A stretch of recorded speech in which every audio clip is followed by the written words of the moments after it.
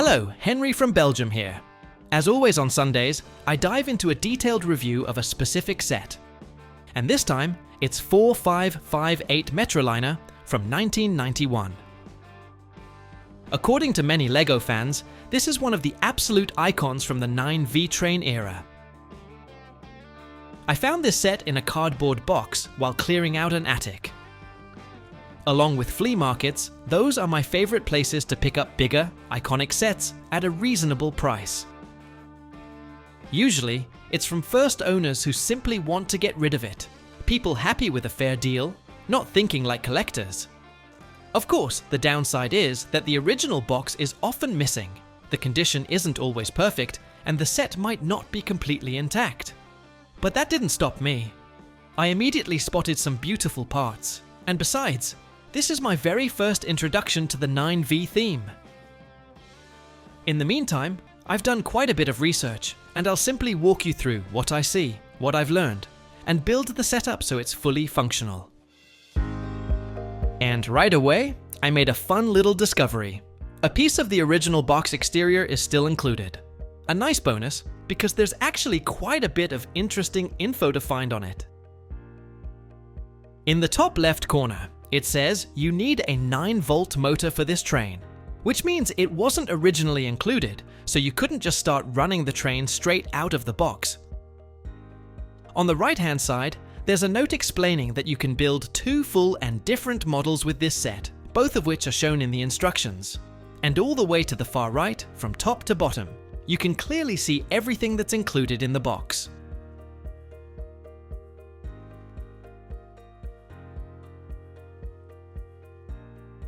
Also worth noting, down at the very bottom, it shows you the layout you can build with the included tracks, even with the dimensions specified. There are also some nice photos of both train models and a few detailed shots. It's definitely a great bonus to still have this piece included. The manual shows both models you can build with this set right on the front cover, and on the back, there are several interesting photos showing what the finished set will look like from different angles. It starts with the minifigures, and then of course, the train itself. The train is made up of 3 main parts: the locomotive, the middle carriage, and the rear end wagon. There's also a station platform to build, and of course, the complete track layout. It's a handy A4-sized booklet with 44 pages of clear and well-structured instructions. It really is a fairly detailed manual. And that makes sense, because the set contains 784 pieces, which was quite a lot at the time. What I find particularly helpful is that LEGO also included step-by-step instructions for the alternate model, and right away, you can see that the locomotive, and especially the rear carriage, are built in a completely different way. I do wonder how many people actually build that second version, or if most just stick with the main model. But first, I'm starting with the basics: the tracks, the platform, and the minifigures. Of course, I still have to unpack everything, and honestly, it'll be a surprise for me too to see whether the set is complete or not. I'm going to discover that now for the very first time, along with you. That's what makes it exciting, and to be honest, I'm kind of thrilled. I'm actually so eager that I'm just going to build the set exactly the way I found it, without checking everything first. Technically, I should sort it all, clean it, test it, and only then start recording. But today, I'm skipping all that. I just can't wait to see this train run. What I did already know is that the transformer was included. And that's a big deal, because it wasn't part of the original set. You had to buy it separately back in the day. So finding it along with the train really adds to the value of this discovery. As for the train itself, most of it seems to be here. It came apart a bit during transport, but overall, it looks fairly complete.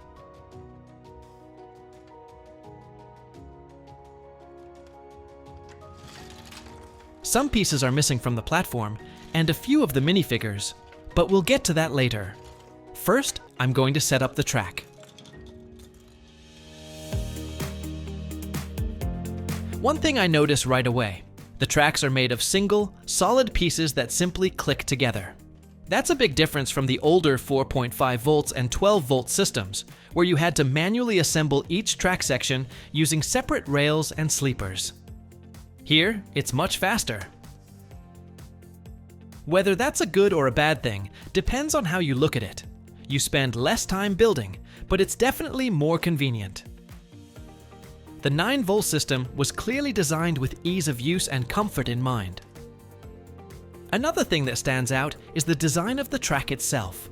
There are now 2 metal strips running along the outer edges of every rail, and there's no third rail in the center, like in the 12-volt system. Even though you're just clicking the tracks together, for me it actually feels more realistic, and I personally think it also looks better. The color helps with that too. This is dark gray, not the classic old light gray from earlier train sets. It just feels more grounded, more modern. You could clean each rail one by one. I usually do that with a cotton pad and a bit of isopropyl alcohol. That works perfectly to clean the metal strips without damaging the plastic. After a first test run, I'll decide later if a full cleaning is really necessary. This set comes with 16 curved rails and 4 straight ones, which actually builds up to quite a large layout. I honestly thought it wouldn't fit on my table, but it just about works. With the included track, you can make an oval measuring 96 by 71 centimeters, perfect for a tabletop or the floor. And of course, you can always expand it later. After a bit of research, it turns out I've got the 4548 transformer and speed regulator, which usually goes for around 50 euros on the second-hand market. It's only now that I truly realize how much parents had to spend back in the day. You had this big set, already quite expensive on its own, and then on top of that, you still had to buy a transformer separately. Owning the Metroliner must have felt pretty special at the time, especially considering all the other big and pricey Lego sets that were already on the market in the early 90s.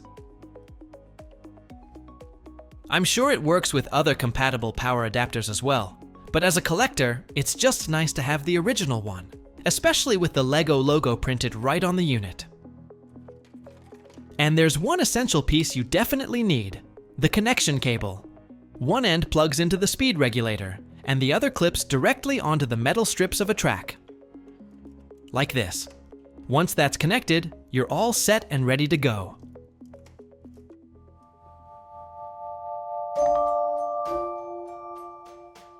The minifigures, and especially the amount of them, are quite impressive in this set. You get 11 in total, along with extra accessories like a backpack, suitcases, bicycles, and even a hand truck. And here's a fun detail. The little suitcases actually contain 1x1 tiles, representing luggage inside. Very charming. 2 of the figures are nearly identical, but the rest offer a nice variety. Different printed torsos, hairpieces or hats, and a good mix of male and female characters. Unfortunately, I didn't have all the figures complete and had to replace a few parts using my own spare pieces, which went fairly smoothly. I happened to be missing just one torso, and it's the rarest of them all. I substituted it with a similar one that's also used for the male figure, but the original female torso must have a bow, not a tie. These 3 minifigures really stand out to me, and they're the ones most closely associated with this set, especially because of the Metroliner logo on their torsos. You'll only find them in a handful of sets, which makes them quite rare. That said, I personally don't like to throw around words like unique or rare too easily, because on sites like Bricklink, a figure is often called unique simply because of its exact combination of torso, legs, hair, and color, which can result in a so-called unique minifigure that actually looks quite ordinary. Some of the female figures in this set are listed as rare or valuable, and sellers sometimes ask more than 10 euros per minifig. But if you take a closer look, you can often just buy the torso separately at a much lower price. Add the right legs, head and hair from your spare parts, and you've got the same figure for a fraction of the cost. What I like most though, is simply that there are so many of them, and that they're all brightly colored and full of character. It's a great bonus in terms of play value, and it really brings the whole scene to life.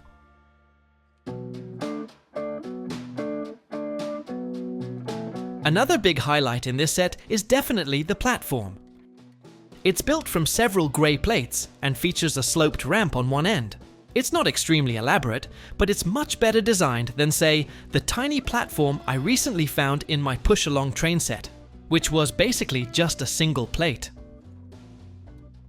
This one actually has benches, railings, and 2 impressive lampposts that really add to the scene.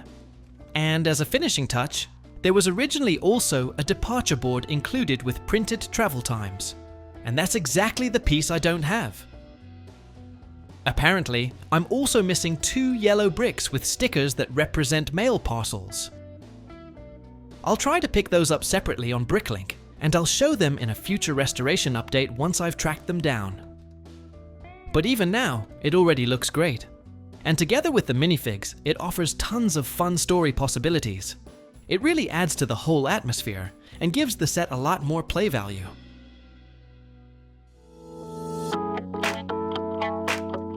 We've now arrived at the most important part of this set, the train itself. I'll go through each of the 3 cars separately and show them in detail. I've restored and examined everything carefully, and I have to say, there's a surprising amount of detail packed in here. Let's start with the locomotive with driver's cab and motor. The first thing that stands out is the exterior. The train has a sleek light grey body with blue, white, and red stripes. That color scheme is somewhat reminiscent of the American Amtrak trains from the 1980s, although there's no official confirmation that it was based on any specific model. What I really like is how those colored stripes are integrated into the design. They're built using actual plates, which flow seamlessly into the prints on the doors and then connect visually with the stickers on the front. Those grey doors with the tricolor print can only be found in a handful of other sets. And the grey nose, with that black front piece and the built-in window, is also made up of rarer elements. At the front, there are also small lights built into the nose, and they will actually light up when the train runs. That's because there's a cable running through the car, connected to the motor underneath. As soon as the motor receives power, the lights turn on as well. A really clever bit of engineering. There are also some nice design choices along the sides and in the corridor, like the use of 1x2 bricks with a grille pattern, which really adds to the realistic look. And something I personally appreciate. The corridor section has deliberate openings without any windows or doors, which gives it a more open, believable layout. I also notice several small logos on the exterior, which give the whole train a bit more personality. This particular logo here, for example, indicates there's a small restaurant area inside the carriage. The roof is easy to remove because of the tiles inside.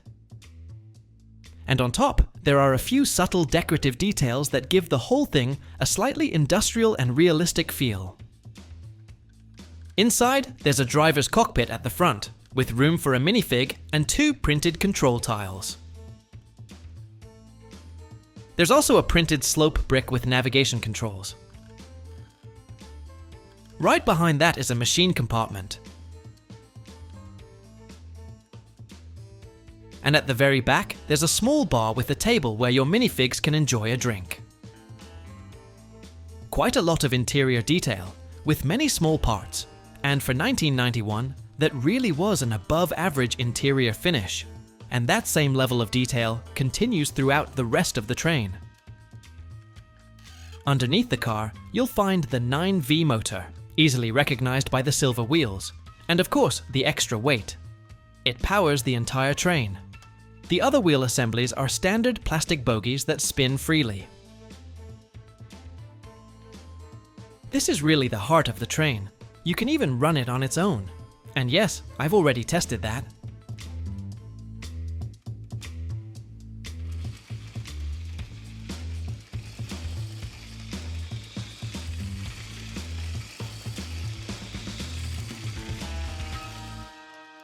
The middle carriage has that same clean, streamlined look, with the colored stripes and logos continuing across the body. It's mainly built using 1x4x3 train windows with hollow studs. And in this specific gray color, those parts appear in only a handful of other sets. This set includes no fewer than 14 of them, which is quite a lot. The interior finish is again impressive for its time. There's a small sink with a faucet, and several seats and tables. What I really like is the clever use of storage space for the luggage. Not just between the seats, but also underneath the tables, which you can flip open thanks to built-in hinges. Underneath, we once again have the same train wheel holders, complete with bumpers and magnets. It may seem obvious, but you really need to make sure they're attached in the correct slots. If they're positioned incorrectly, there's not enough clearance, and they won't rotate properly through curves, which means the train could easily derail. Each carriage also features a neat assembly of plates and sloped bricks along the bottom edge. And while we're down here, I should also mention that each train car is built on a light grey train base 6x28, a large one-piece element that only appears in 2 other train sets. If you're looking to buy one today, expect to pay around €10 for a good example without cracks or discoloration. And then we have the third and final carriage. This one is designed with a small cargo area and a sleeping compartment, which you can recognize by the stickered icon on the side. The cockpit is similar to the one in the locomotive, with the same printed control tiles, but the big difference is that there's no internal wiring here, and of course, no motor. You could technically add a brick with a light inside, just like on the locomotive, but without a power supply, that would be pretty pointless. The sleeping compartment makes great use of the limited space. There's room for 2 minifigs, and even a small control panel built in with a printed tile. It feels a bit claustrophobic if you ask me, but it's cleverly designed nonetheless. In the middle section, there's room for storing goods, parcels, suitcases, and even the 2 bicycles that come with the set fit in there perfectly. These 3 carriages really form one coherent and beautifully designed train. I'm genuinely impressed by the level of detail, especially since I often mention in my videos how many vintage sets lack interior decoration. That's definitely not the case here.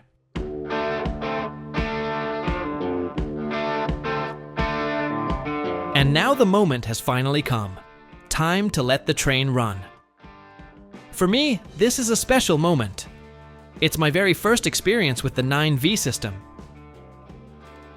I have to say, the whole process, from finding the set to building and testing it, has been a real joy. A few small pieces are missing, but nothing I can't easily track down. And honestly, it doesn't take away from the charm of the set. And that charm is definitely there. The Metroliner isn't just any train set. It's often considered one of the true icons in LEGO train history. That's also clear from the fact that it was re-released in 2001 as set 10001, with almost no changes, yet the same lasting appeal. It's one of those sets that really stays with you. It meant a lot to an entire generation, and for me, it's now a reminder of how fun it can be to bring a vintage find back to life. And it does come to life, because once you crank up the speed, it runs impressively fast. Just be a little careful with how heavy-handed you are on the throttle. Before you know it, it flies right off the track. I hope you enjoyed this video. If you did, feel free to give it a like. And if you'd like to see more every Sunday, don't forget to subscribe to the channel. It's completely free. Thanks for watching, and see you in the next video.